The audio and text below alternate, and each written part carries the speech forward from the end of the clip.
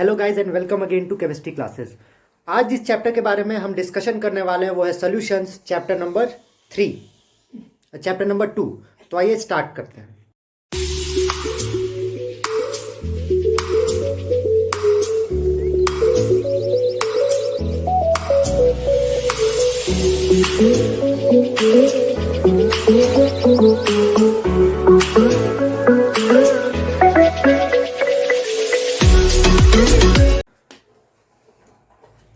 Solutions. अभी देखिए, मैं सिर्फ सारे चैप्टर्स की थ्योरी डिस्कस कर रहा हूँ, डेरिवेशन डिस्कस कर रहा हूँ। जैसे ये चैप्टर्स खत्म हो जाएंगे उसके बाद हम न्यूमेरिकल स्टार्ट करेंगे, क्वेश्चंस करना स्टार्ट करेंगे। So keep being subscribe to the channel.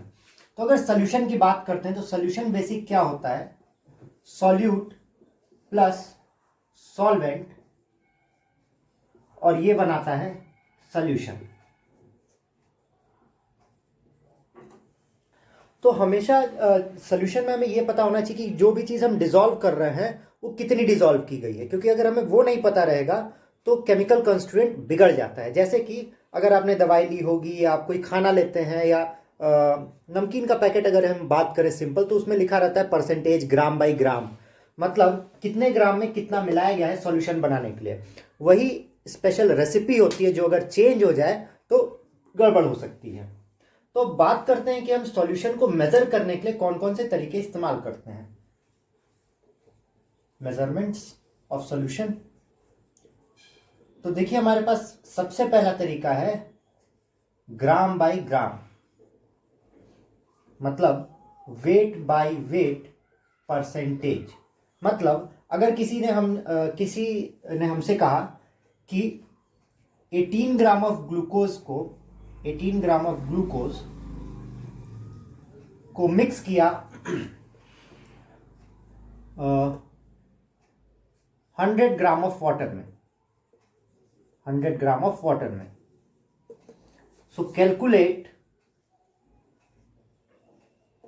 Weight by weight percentage of, मान लीजिए सॉल्यूट, तीनों आपको निकाल के दिखा देते हैं, सॉल्वेंट और तीसरा सॉल्यूशन। तो पहले हमें तीनों का वेट पता होना चाहिए। सॉल्यूट वो होता है जिसे मिक्स किया जाता है, सॉल्वेंट जिसमें मिक्स हो रहा है, सॉल्यूशन बनता है। तो weight of solute will be equal to 18 gram क्योंकि ग्लूकोज है। वेट ऑफ सॉल्वेंट 100 ग्राम और वेट ऑफ सॉल्यूशन अभी यहां पे लिखा है 180 ग्राम, सॉल्यूट प्लस सॉल्वेंट 80 ग्राम। तो अगर पहला निकालते हैं सॉल्यूट का परसेंटेज, तो सॉल्यूट का weight upon total weight into 100,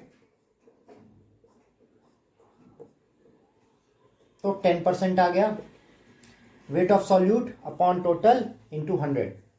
इसी तरीके से सॉल्वेंट का वेट ऑफ सॉल्वेंट कितना है? 100 अपॉन टोटल इंटू 100। और सिमिलरली सॉल्यूशन का तो हमेशा 1% रहेगा, तो सॉल्यूशन हम यहाँ पे नहीं निकालेंगे। तो ये पहला तरीका था जिसमें हम वेट बाय वेट सीखते हैं।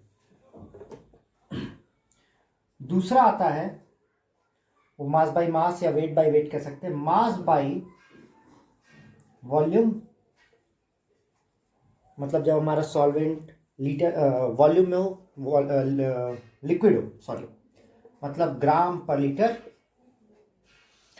तो सिमिलरली क्वेश्चन आया 18 ग्राम ऑफ ग्लूकोज। चलिए हमने वापस से ग्लूकोज ही लिया,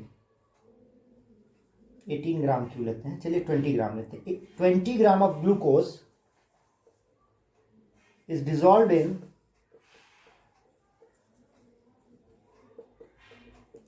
80 ml of water to form 100 ml solution. अब वापस से इसने कहा calculate mass by volume percentage of solute. तो सॉल्यूट का मास कितना है? 20, वॉल्यूम कितना लिखा है टोटल? 100 इंटू 100। तो ये हो गया 20%। तो दूसरा तरीका ये रहा आपका। अब इसके बाद जो दो बेसिक तरीके हैं जिन पे न्यूमेरिकल्स बहुत कम आते हैं, इन पे भी न्यूमेरिकल्स बहुत कम आते हैं, पर किसी एंट्रेंस एग्जाम में कभी कभी ये पूछ दिया जाता है।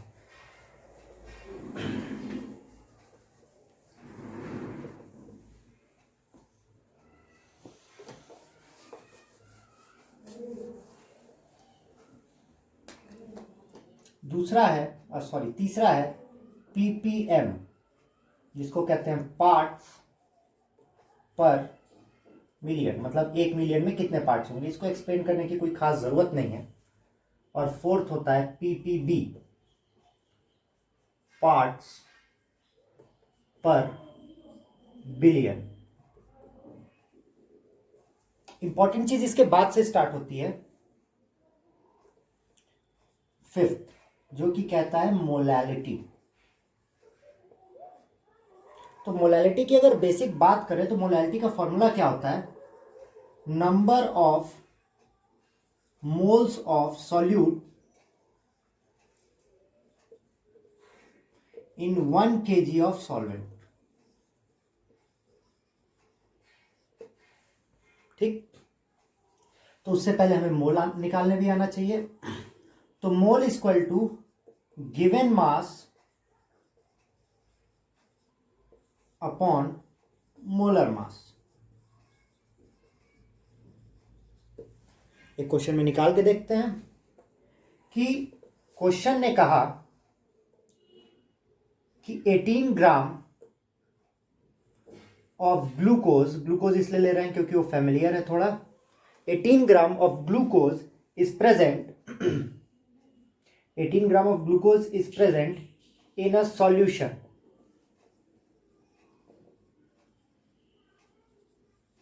ऑफ वाटर एंड ग्लूकोज, मतलब एक सोल्यूशन बनाया गया ग्लूकोज और वाटर का जिसमें 18 ग्राम ग्लूकोज है। Full stop, calculate number of moles of glucose. तो एक्चुअली मोल्स होता क्या है, एक बार एक साइंटिस्ट, केमिकल साइंटिस्ट रास्ते से जा रहे थे। उन्होंने एटम, आयन और मॉलिक्यूल खरीदने की सोची, पर उनके पास कुछ था ही नहीं कि किस तरीके से खरीदा जाए। जैसे सब्जी हम लोग केजीज में खरीद सकते हैं, कपड़े मीटर में खरीद सकते हैं। तो उन्होंने मोल इजाद किया कि 1 मोल इतना हमेशा होता है। इसके बारे में एक वीडियो में मोल कॉन्सेप्ट में बता चुका हूं, आपको देख सकते हैं। तो गिवन मास 18 ग्राम है और C6H12O6 ग्लूकोज का molar mass 12 into 6 plus 1 into 12 plus 16 into 6, which comes out to be 180। तो इसका नंबर ऑफ मोल्स हो जाएगा 0.1। इस तरीके से हम निकालते हैं number of moles in 1 kg of solvent. तो अगर हमें दे दिया गया, सेम क्वेश्चन को कंटिन्यू अगर हम करना चाहते हैं कि 0.1 मोल, ये तो बहुत सिंपल हमने दे दिया। उसके बाद अगर कंटिन्यू करते हैं, 0.1 mole of glucose is present in 0.25 kg of solvent, calculate molality, है ना। तो देखिए मोल कितना दिया है 0.1, यहां पे हम number of moles of solute रख लेंगे, और सॉल्वेंट कितना दिया है 0.25 kg। तो मोलैलिटी को डिनोट किया जाता है स्मॉल m से। तो 0.1 अपॉन 0.25 करेंगे, ये कटा और यहाँ पे 10 आया, क्या आ जाएगा 0.4। ऊपर मोल से मोल और नीचे केजी है, तो इसकी यूनिट क्या हो जाएगी, मोल पर केजी। तो ये हो जाता है आपका मोलैलिटी। अगला आता है मोलैरिटी। इसी का दूसरा भाई है, कुछ खास डिफरेंस तो है नहीं दोनों में।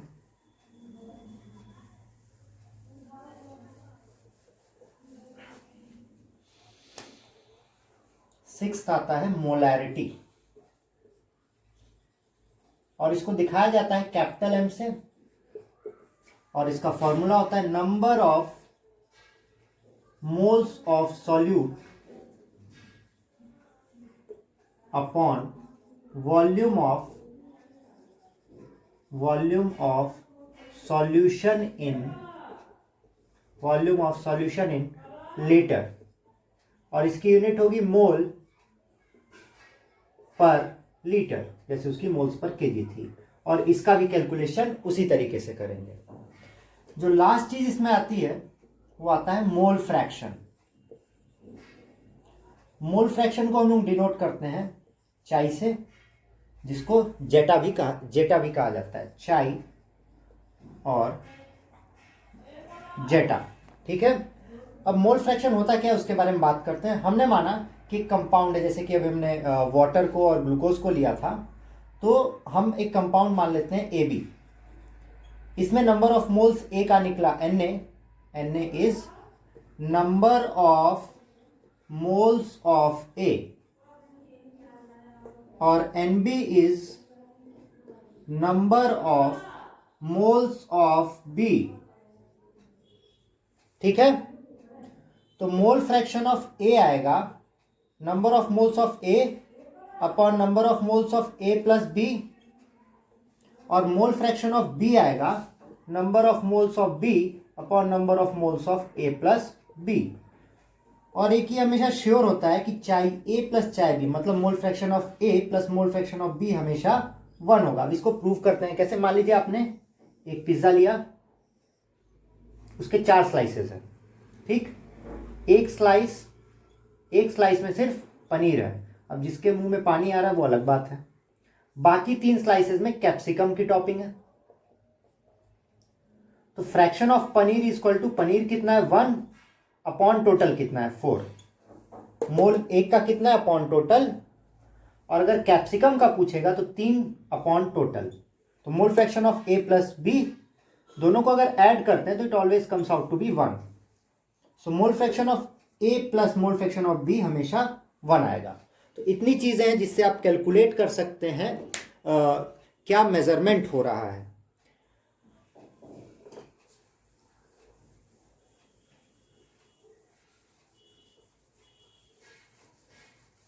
तो ये था आपका फर्स्ट पार्ट ऑफ वीडियो। अगले पार्ट में हम डिस्कस करेंगे प्रेशर, और प्रेशर से रिलेटेड चीज़ें, pressure, partial pressure, Raoult's law, ideal gas. तो नेक्स्ट वीडियो में मिलते हैं। Do not forget to like, share and subscribe, and please do share because we are very short of the subscribers. So till then, signing off, bye bye.